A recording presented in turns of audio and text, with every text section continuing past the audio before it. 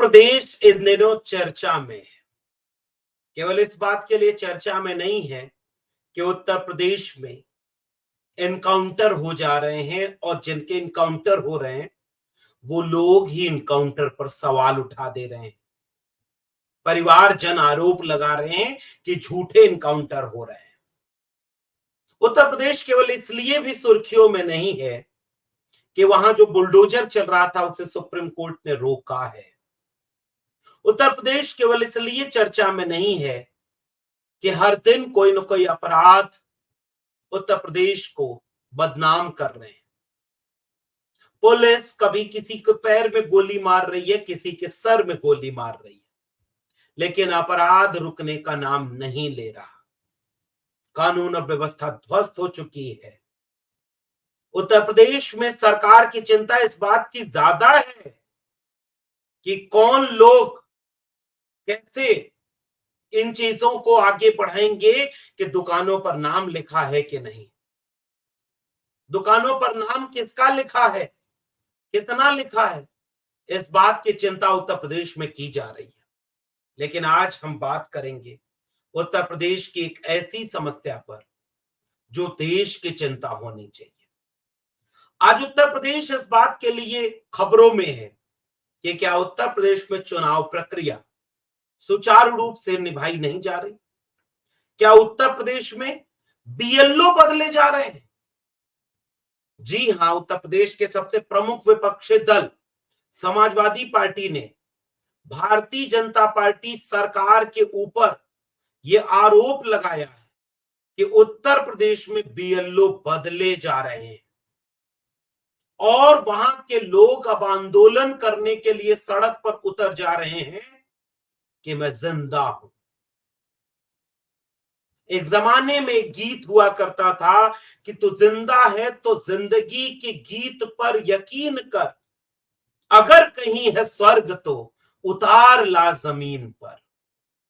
लेकिन कल्पना करिए उत्तर प्रदेश में जो वोटर हैं उत्तर प्रदेश के, वो लोग आज जिंदा होने के सबूत के लिए सड़क पर उतरकर आंदोलन कर रहे हैं। उत्तर प्रदेश के प्रमुख विपक्षी दल समाजवादी पार्टी के मुखिया अखिलेश यादव ने एक ट्वीट किया। उन्होंने ट्वीट करते हुए लिखा कि उत्तर प्रदेश की 10 विधानसभा सीटों में उपचुनाव होने वाले हैं, उसमें संभावित हार से बचने के लिए भारतीय जनता पार्टी एक तरफ मनचाहे तबादले करवा रही है तो दूसरी तरफ जायज मतदाताओं के नाम कटवा रही है। चुनाव आयोग इसका संज्ञान ले। साजिशें हार की निशानी होती हैं। नहीं चाहिए भाजपा। और अखिलेश यादव का यह आरोप बेहद संगीन है। कुछ दिन पहले उनके जहां उपचुनाव हैं वहां के प्रत्याशी और समाजवादी पार्टी के नेताओं ने भी यह आरोप लगाए कि यादव और मुस्लिम जो बीएलओ हैं वो हटाए जा रहे हैं, वो हटाए जा रहे हैं। फिर समाजवादी पार्टी के नेताओं ने यह बात कही। अखिलेश यादव ने आरोप लगाते हुए कहा कि चुनाव आयोग को खत्म कर देना चाहती है सरकार। जाति के आधार पर तैनात हो रहे एसडीएम व बीएलओ। फिर अखिलेश यादव ने एक बड़ी महत्वपूर्ण बात उठाई कि अगर बीएलओ जाति के नाम पर चुने जा रहे हैं, अगर बीएलओ जाति के नाम पर रखे जा रहे हैं तो हटाए जा रहे हैं, तो जो रखे जाएंगे वो भी जाति के नाम पर भेदभाव तो करेंगे ही। इसका मतलब क्या यह प्रशासन को निर्देश दे दिया गया है कि किस जाति के लोग किसके पैरोकार हैं, किस जाति के और धर्म के लोग किसके विरोधी हैं। तो फिर लोकतंत्र कहां बचा। कुछ दिन पहले से उत्तर प्रदेश में यह आरोप लगाया गया कि यादव अगर मंगेश यादव है और वो अपराधी है तो उसको गोली मार दी जाएगी इनकाउंटर में, और कोई विनीत सिंह या विपिन सिंह नाम है, एक बार देख लीजिएगा, उसके ऊपर 30-35 मुकदमे होंगे तो वो बाइज्जत सरेंडर किया जाए। फिर कुछ दिन बाद उसी उत्तर प्रदेश से खबर आती है कि जिस आरोपी की वो ठाकुर आरोपी है, उसकी घर वाले, उसके बहन ये शंका जाहिर करते हैं कि कहीं मंगेश यादव की तरह उसके भी घर वाले को उठाकर मार न दिया जाए। कुछ दिन बाद पता चलता है कि एसटीएफ ने उसे भी मार दिया। तो जिन पे कम मुकदमे, फिर परिवार का बयान आया। हालांकि परिवार इसमें भी जाति देख रहा था कि जैसे पिता और लोगों की टिप्पणी आई कि अखिलेश यादव के कलेजे को ठंडक मिल गई होगी कि अब ठाकुर भी मारा गया। क्या अखिलेश यादव ये कहना चाह रहे थे कि यादव मारे हो तो ठाकुर भी मारो, या अखिलेश यादव ये कहना चाह रहे थे कि जाति देखकर किसी को मत मारो, अपराध देखकर इस तरह से मत मारो कि तुम्हारा मारना ही संदिग्ध लगे, न्यायपालिका है, कानून है, उससे कठोर सजा दो। फिर वही परिवार वाले क्यों पूछ रहे हैं कि जिस पे सबसे ज्यादा मुकदमा था उस पर गोली क्यों नहीं मारी? ये क्या किसी प्रदेश के लॉ एंड ऑर्डर के लिए, किसी प्रदेश के सरकार के लिए ये क्या सामान्य बातें हो गई हैं कि लोग कुछ भी बोलते रहे और सरकार को कोई फर्क न पड़े? खुलेआम ठाकुरवाद हो और यह बात कोई पत्रकार नाम लेके लिख दे तो उसके ऊपर मुकदमा हो जाए। और वही प्रदेश है जिसमें मीडिया कल को, जब अखिलेश यादव मुख्यमंत्री थे तो यही मीडिया सीधे मुख्यमंत्री से इस्तीफा मांगती थी और हर एक ऐसी खबर में मुख्यमंत्री की फोटो होती थी। उत्तर प्रदेश में जंगल राज। अब कौन सा राज है? मंगल राज। और अगर बीएलओ एसडीएम भी जाति देखकर चुनाव में रखे जाएंगे तो फिर लोकतंत्र कहां बचेगा? और अगर जाति देखकर यादव और मुसलमानों की सूची से नाम काटे जा रहे हैं और वो लोग सड़क पर उतर करके ये सबूत तख्तियां लेकर दे रहे हैं कि मैं जिंदा हूं, आपने उसे मार दिया।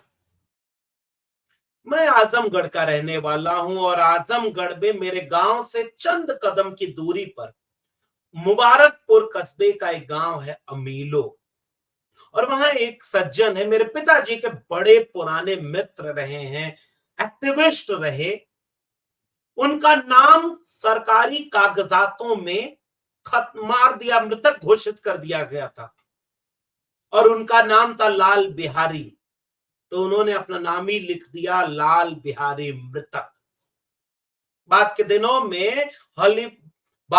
में बॉलीवुड में एक फिल्म भी उनके ऊपर बनी, कागज, कि कागज में कैसे जिंदा आदमी को ही मार दिया गया। तुम सबूत कैसे दोगे कि तुम जिंदा हो? फिल्म अपने ढंग से बात कहती है, लेकिन लाल बिहारी मृतक आज भी अपने हक और अधिकार की लड़ाई लड़ रहे हैं। वो उसी आजमगढ़ के अमीलो, मेरे गांव के ठीक बगल के हैं, मुझसे बातचीत होती रहती है। ये इस देश में जब एकाध कोई लाल बिहारी मृतक बन गया तो उस पर तो सिनेमा बन गया, ये एक अपवाद हो गया कि भाई कागज में कोई मर गया। उड़ीसा के जंगलों से कोई तस्वीर आई कि एक बूढ़ी मां 2-2.5 किलोमीटर घिसट करके अपनी पेंशन लेने जा रही है क्योंकि उसे जिंदा है, ये सबूत देना है। ये भी एक देश की तस्वीर है। लेकिन अगर इस देश के लोकतांत्रिक देश के वोटर अगर वोट डालने के पहले ही ये देखें कि मतदाता सूची में उनको मार दिया, उनको मृतक घोषित कर दिया, और वो लोग तख्ती लेकर के खड़े कि मैं जिंदा हूं, फिर क्या लोकतंत्र जिंदा है? ये सवाल इस देश के नागरिकों का सवाल होना चाहिए। ये सवाल इस देश के आम लोगों का सवाल होना चाहिए कि वोटर अगर कह रहा है कि मैं जिंदा हूं, और यह आरोप कोई नया आरोप नहीं है। उत्तर प्रदेश के चुनाव में 2022 के विधानसभा चुनाव में खुद अखिलेश यादव ये आरोप लगा चुके हैं। समाजवादी पार्टी ने इसके सबूत दिए। पिछले दिनों एक मीडिया चैनल में अखिलेश यादव ने यह बात कही कि जब हमने ये बात कहा कि आपने भाई नाम काट दिए वोटर लिस्ट से और चिन्हित करके आपने नाम काटे हैं, जो बीजेपी को नहीं पसंद करते हैं उनके नाम काटे गए, और जब नाम काटे गए तो चुनाव आयोग ने कहा सबूत दीजिए। 18,000 लोगों की सूची समाजवादी पार्टी ने भारतीय निर्वाचन आयोग को भेजी और उस पर फिर कोई कार्रवाई नहीं हुई, सबूत भी दे दिया। तो क्या चुनाव निष्पक्ष हैं? और अगर उपचुनाव में ये हो रहा है तो बड़े चुनाव में क्या होगा?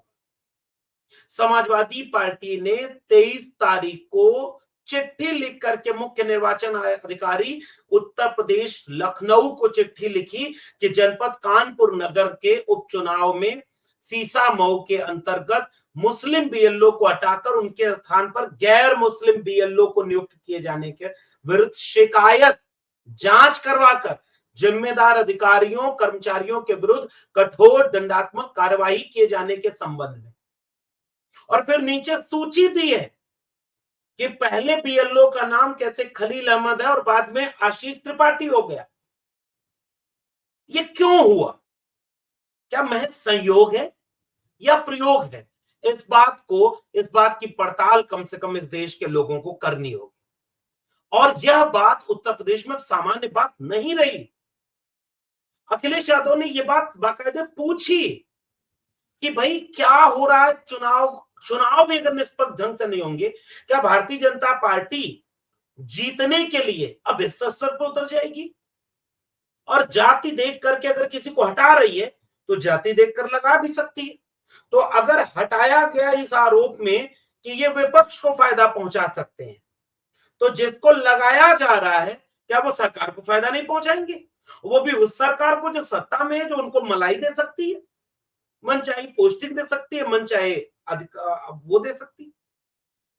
हालांकि उससे उत्तर प्रदेश में भारतीय जनता पार्टी के विधायक आरोप लगा रहे हैं, कमिश्नरेट, पुलिस कमिश्नरेट को कमीशन रेट की उपाधि दे रहे हैं कि अगर आप यह उत्तर प्रदेश की पुलिस की बात करें तो उत्तर प्रदेश के पुलिस भी कमीशन खोर हो गई है।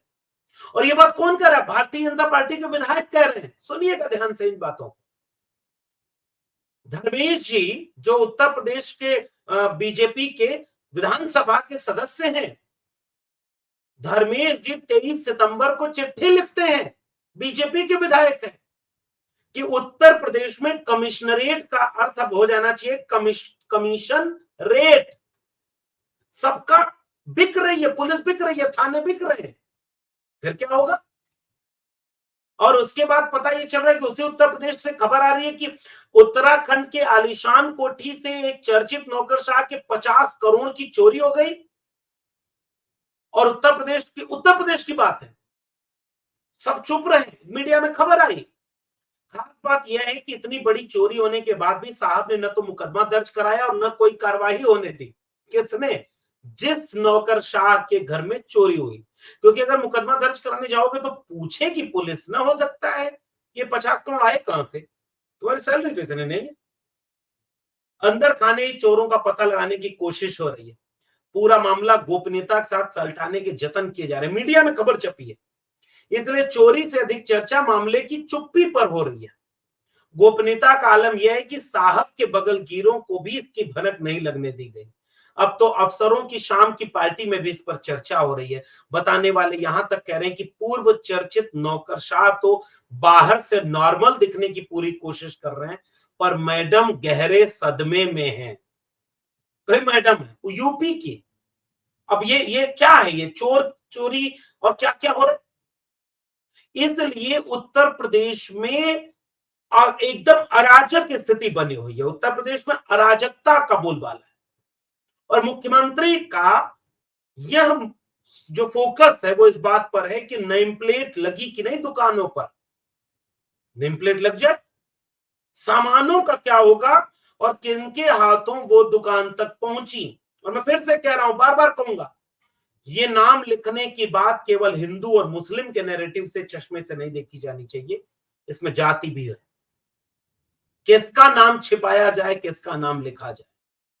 खाओगे खाना आप सबके वहां से?